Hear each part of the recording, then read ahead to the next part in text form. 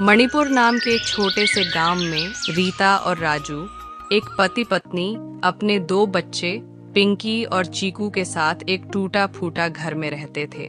राजू मुखिया के खेत में किसान का काम करता था और रीता दूसरे गांव में सुनार के घर में कामवाली का काम करती थी। दोनों पति पत्नी मजदूरी करके बड़े मुश्किल से अपने बच्चों का पेट भरते थे।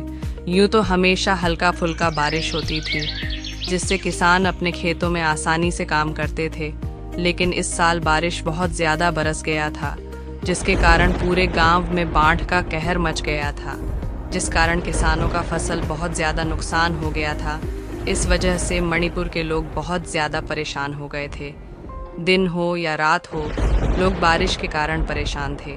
इस साल तो बहुत ज्यादा बारिश हो रहा है, जिस वजह से कार्य करना बहुत मुश्किल हो गया है और घर से निकलते ही बारिश के कारण पूरा शरीर गीला हो जाता है।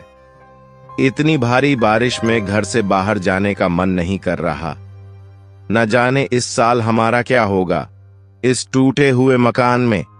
ठीक है, अब मैं काम पर जा रहा हूँ, नहीं तो मुखिया गुस्सा करने लगेगा। राजू काम के लिए मुखिया के खेत में जाता है। पिंकी और चीकू बगल के गांव में एक सरकारी स्कूल में पढ़ते थे। रीता अपने दोनों बच्चों को स्कूल छोड़कर काम पर चली जाती है। उस बड़े से घर में मालकिन सुनीता और मालिक अजय अपने दो बेटियों मीना और सीमा के साथ रहते थे। ओ रीता, तुम आ गई। जल्दी से घर का पूरा काम खत्म कर लो। पता है, आज मेरी बेटी मीना का बर्थडे पार्टी है। शाम 5 बजे से पहले तुम पूरा काम निपटा लो। और हाँ, इसके बाद तुम हॉल सजाने में मेरी सहायता करोगी, ठीक है ना? ठीक है मैम साहब, मैं सबसे पहले घर का पूरा काम खत्म कर लेती हूँ और उसके बाद हॉल सजाने में मैं आपकी सहायता करूँगी। इसके बाद रीता हॉल को सजाने में अनिता की मदद करती है। अनिता और रीता घर को बहुत खूबसूरत तरीके से सजा देती है। अच्छा मैम साहब, मैं पूरा घर का काम खत्म कर चुकी हूँ और पार्टी की तैयारी भी कर दी हूँ, तो मैं अब घर जा रही हूँ। हाँ हाँ, ठीक है, लेकिन तुमको पता है ना कि आज मेरी बेटी मीना का बर्थडे पार्टी है, तो तुम शाम 8 बजे अपने बच्चों को साथ लेकर आ जाना। और हाँ, मुझे तुमसे सहायता भी चाहिए। हाँ हाँ मैम साहब, मैं शाम के समय बच्चों को लेकर सही टाइम पर आ जाऊंगी। रीता इतना कहकर अपने घर चली जाती है और अपने दोनों बच्चों को अच्छे से सजाकर शाम 8 बजे बर्थडे पार्टी में आ जाती है। पार्टी बड़ा ही मॉडलिस्ट होती है और रीता के बच्चे इतना देखकर हैरान रह जाते हैं और कहते हैं, अरे वाह रिंकी, देखो ये घर जैसे महल लग रहा है और बाहर कितना बारिश हो रहा है और इनके घर में बारिश का पता भी नहीं चल रहा है। दोनों की इस तरह की बातें मीना सुन लेती है और कहती है, अरे ये घर महल की तरह इसलिए लग रहा है क्योंकि इसे मेरे पापा ने बड़े प्यार से बनवाया है, इसलिए बारिश का पता नहीं चल रहा। ओ, इसका मतलब अगर घर बड़ा हो तो बारिश का पता नहीं चलता है। भैया, हम लोग भी अपने पापा से बोलकर अपने लिए बड़ा सा घर खरीदवाएंगे ताकि हमें भी बरसात में परेशान ना होना पड़े। चलो चलो बच्चों, इधर आओ, अब केक काटने का टाइम हो गया है। जब पार्टी शुरू हो जाती है और मीना केक काटने लगती है, तो पिंकी और चीकू बड़े से घर को पूरा देखने के लिए मीना के रूम में चली जाती है। भैया देखो, ये रूम कितना सुंदर है और इसमें कितना सुंदर सुंदर सामान है, और ये देखो अलमारी भी कितना सुंदर लग रहा है।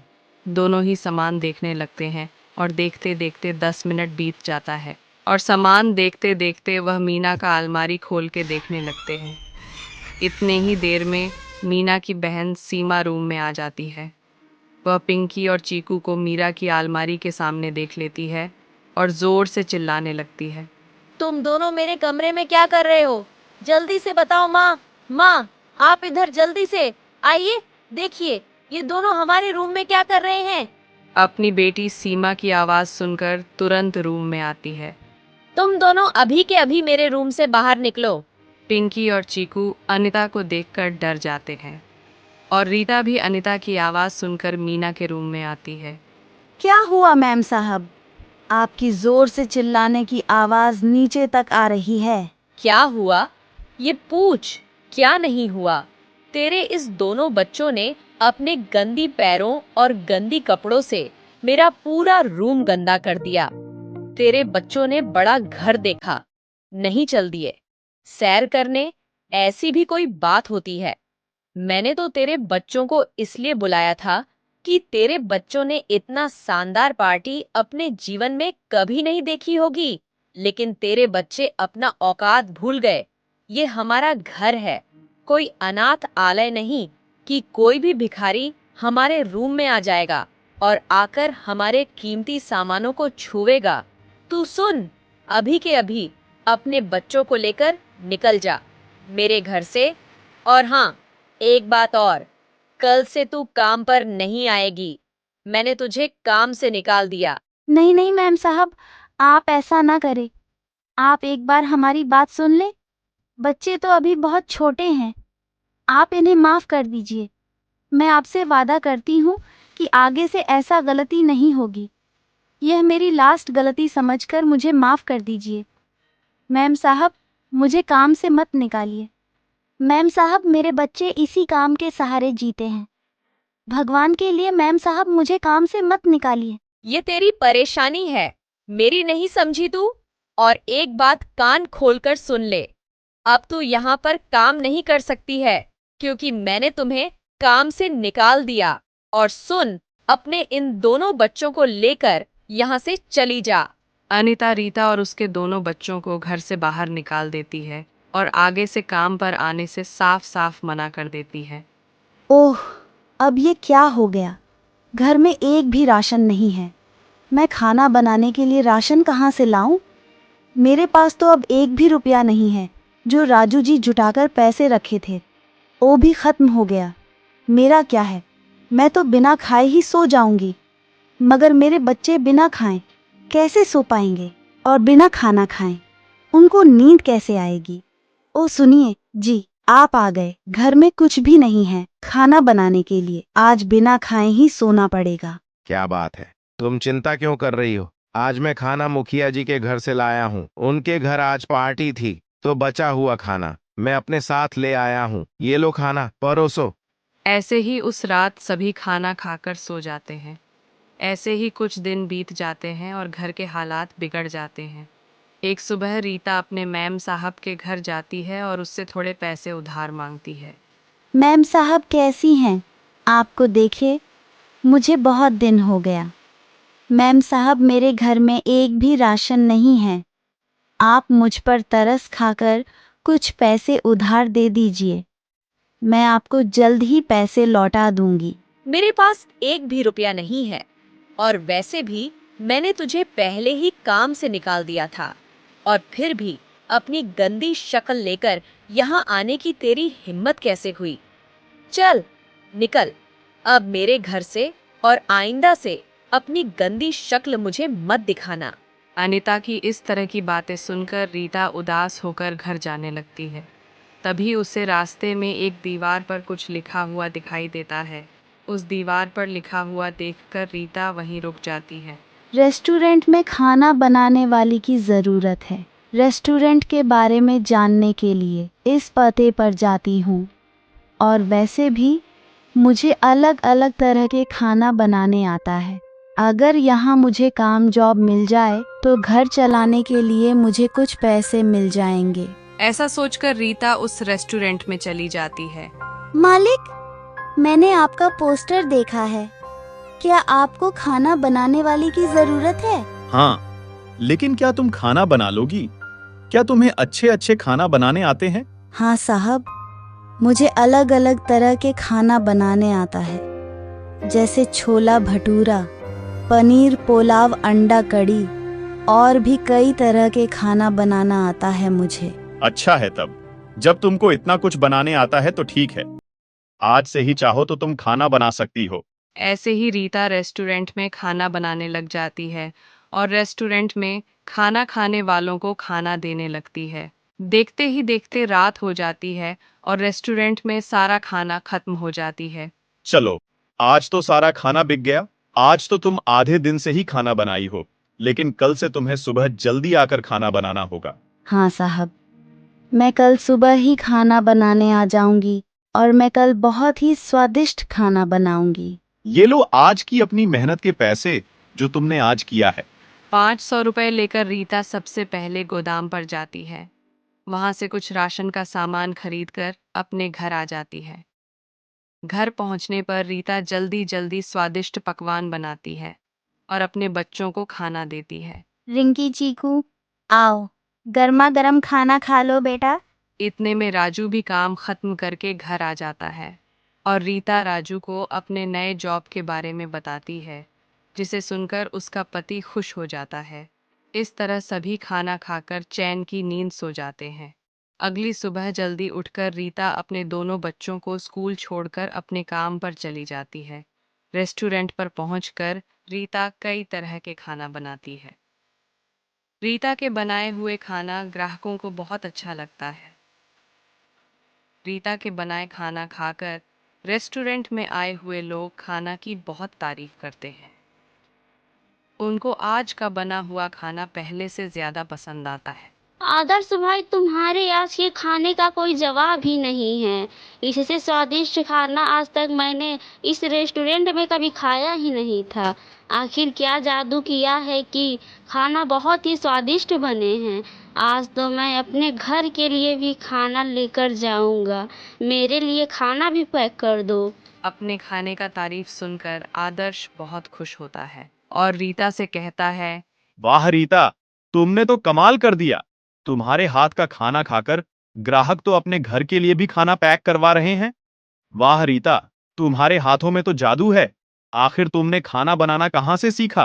कहीं से नहीं साहब, मैंने तो अपनी माँ से खाना बनाना सीखा है। ऐसे ही आदर्श का पूरा खाना आज बहुत जल्दी ही खत्म हो जाता है। आज तो खाना बहुत जल्दी खत्म हो गया। कल से तो हमें ज्यादा मेहनत करके ज्यादा से ज्यादा खाना बनाएंगे। और हाँ, खाना ज्यादा से ज्यादा बिक रहे हैं।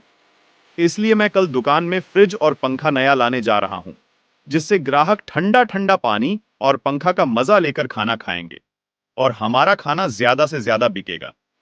तुम्हारी क्या राय है इसमें? हाँ साहब, ये तो बहुत बढ़िया रहेगा, जिससे ग्राहक ठंडा पानी और हवा का मजे लेकर खाना खाएंगे। अगले सुबह आदर्श अपने रेस्टोरेंट में नया फ्रीज और नया पंखा लगवा देता है और जैसा उसने सोचा था ठीक वैसे ही होता है। पंखा लगने के बाद आदर्श के रेस्टोरेंट में खाने वालों की भीड़ लग जाती है। ग्राहक पंखे का मज़े लेकर खाना खाते हैं। ऐसे ही आदर्श का सारा खाना आज भी बिक जाता है। शाम जब रीता काम से वापस घर आती है तो अपने बच्चों को आपस में बात करते हुए सुनती है। भैया, उस दिन पार्टी में कितना मजा आ रहा था। कहाँ उस दिन हम बड़े से महल में थे और कहाँ आज हम इस टूटे फूटे घर में बैठे हुए हैं। काश हमारा घर भी बड़ा होता तो हम भी अपने घर में आराम से बैठे होते। इतने में रीता घर के अंदर चली आती है। अरे रिंकी और चीकू, तुम दोनों यहाँ क्या कर रहे हो? क्या तुम दोनों ने अपना होमवर्क पूरा किया कि नहीं और उसे याद किया कि नहीं? अगर नहीं किया है तो जल्दी जाओ, उसे पूरा करो और मैं जा रही हूँ घर का काम करने और खाना बनाने, ताकि जब तुम सब अपना होमवर्क पूरा कर लो तब आराम से खाना खाकर सो जाना, क्योंकि कल तुम दोनों को स्कूल भी तो जाना है। ठीक है माँ, हम अपना होमवर्क पूरा करके आते हैं, तब तक आप खाना बना दीजिए। ऐसे ही कुछ दिन बीत जाते हैं और रीता के घर का हालात ठीक होने लगता है। ऐसे ही रीता सुबह काम पर जा रही थी, तभी उसे कुछ लोग मिलते हैं जो अपना घर बेच रहे थे, क्योंकि उन्हें पैसों की बहुत ज़रूरत थी। रीता घर को पूरे अच्छे तरीके से देखती है और रीता को वह घर बहुत अच्छा लगता है। वह उस मकान मालिक से बोलती है, भैया, इस मकान का क्या दाम है? जी बहन जी, केवल 50,000 इसके दाम है और ये कुछ ज्यादा नहीं है। बहन जी, ये तो बहुत ही कम है, क्योंकि अभी घर बनवाए कुछ ही समय हुआ है। अगर कहीं और खरीदेंगी तो 2 लाख में मिलेंगे। अच्छा ठीक है, पर आपका घर ज्यादा दिन तक टिकेगा ना, और सब कुछ सही है ना? आगे चलकर कोई परेशानी नहीं ना होगी? हाँ बहन जी, ये ज्यादा दिन का नहीं है और ये बहुत लंबे समय तक टिकेगा। इसमें आप सभी लोगों कोई परेशानी नहीं होगी। ठीक है भाई साहब, लेकिन आप साफ साफ बताइए कितना लेंगे। मैं इसके 40,000 दूंगी। अगर आपको अपना घर बेचना है तो मुझे अपना घर 40,000 में दे दीजिए। ठीक है बहन जी, ये लीजिए घर का कागजात। अब ये घर आपका हुआ। अब आप सभी लोग यहाँ आकर शिफ्ट हो जाइए। रीता अपने घर जाती है और अपने पति और बच्चों को सारी बात बताती है, जिसे सुनकर सभी बहुत खुश होते हैं। वाह भैया, अब हम अपने नए घर में चलते हैं जहाँ बारिश का पता नहीं चलेगा। जैसे लग रहा है कि हम जन्नत में जा रहे हैं। अब बारिश भी हमारा कुछ नहीं बिगाड़ पाएगी।